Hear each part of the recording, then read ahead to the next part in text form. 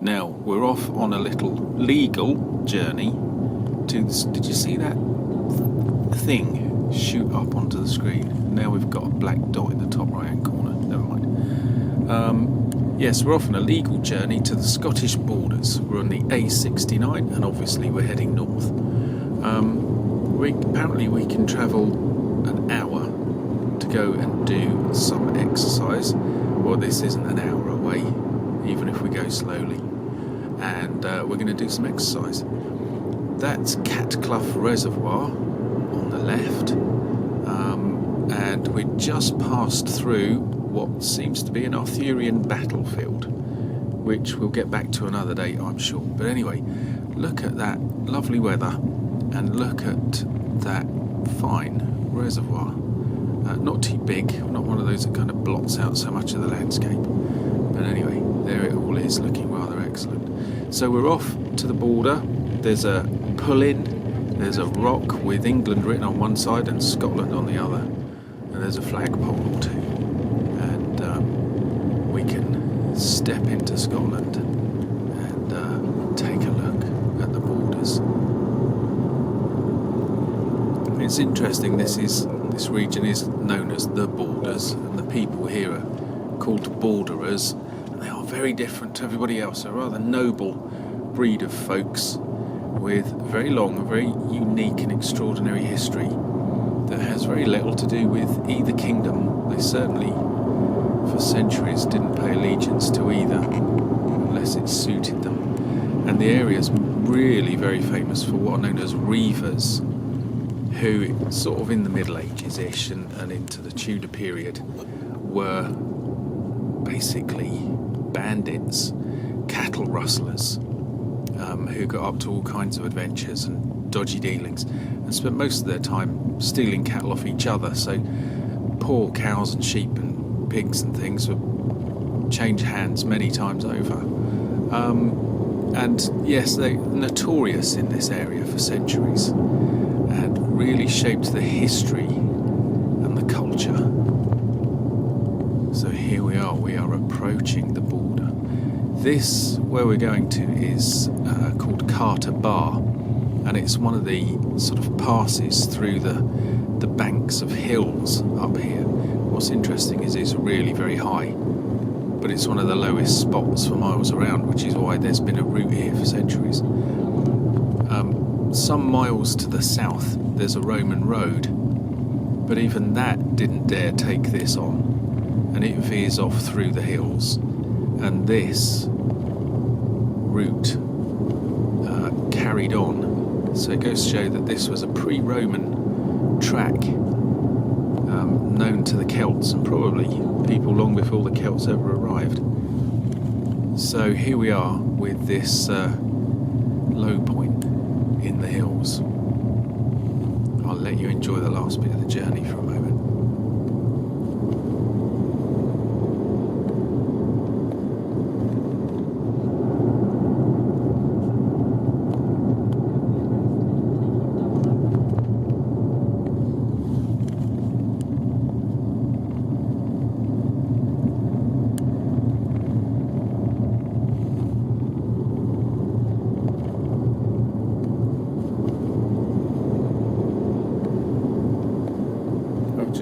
I suppose at some point I should do something on the Reavers in a bit more detail, because they really are important around here. And oh look, there's the sign for the lay-by. It's getting exciting now, isn't it? So here we go up the last steep bit. Oh, could you see the Scottish flag there? Oh, you see, it's all happening now. And as we swing round, I'm in the passenger seat, so this looks like a worse turn than it actually is, and Stuart and Kevin get in the way there. And that's it. So we've landed.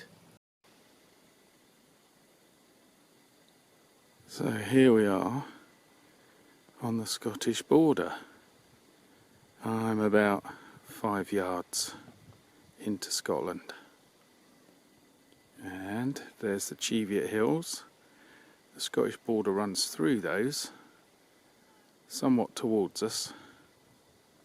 And then around we go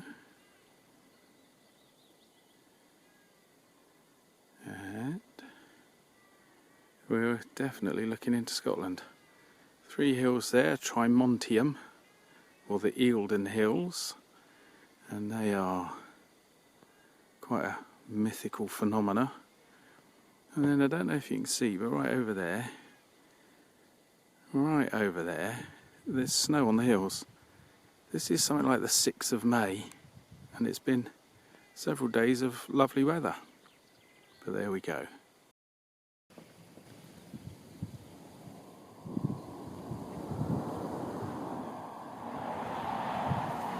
This is a fine spot to stop and just take a still shot.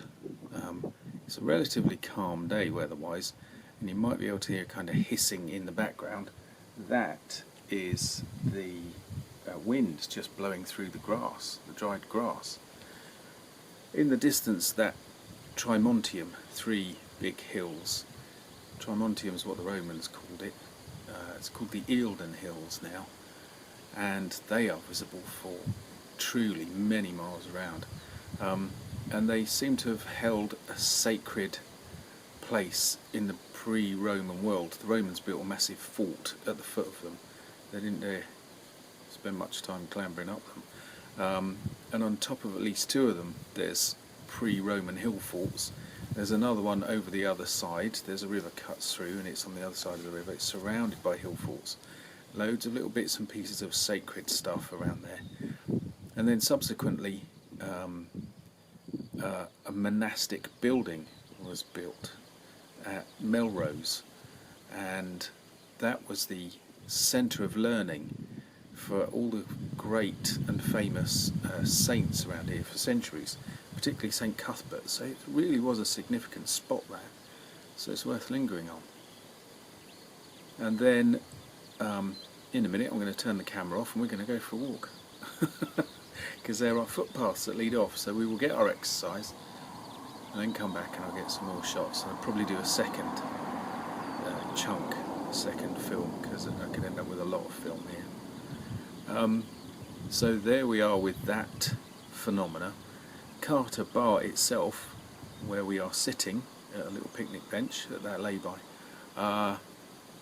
well, it was a place where at least once a year the Reavers would hold their law courts, because they kind of ran to their own laws. My suspicion is that it's based on old laws of the old kingdom of Northumbria, and we should deal with Northumbria at some point as well soon, the ancient kingdom. Anyway, they used to hold these courts here, and they often turned into brawls, and the last Reavers battle was here in the 1500s. And unfortunately, all my surnames of my 4 grandparents are all surnames of families who fought at that battle. I don't think with Reavers battles anybody wins. Everybody's just satisfied that they've given each other black eyes and things like that, and stolen a few sheep. And that's the kind of thing that went on around here. So these are the interesting locations that we have up here. So at this point I'll just leave you with the landscape and passing cars, and I think occasionally, I know this is heavily populated with skylarks. We might just, if I shut up, we might just hear one.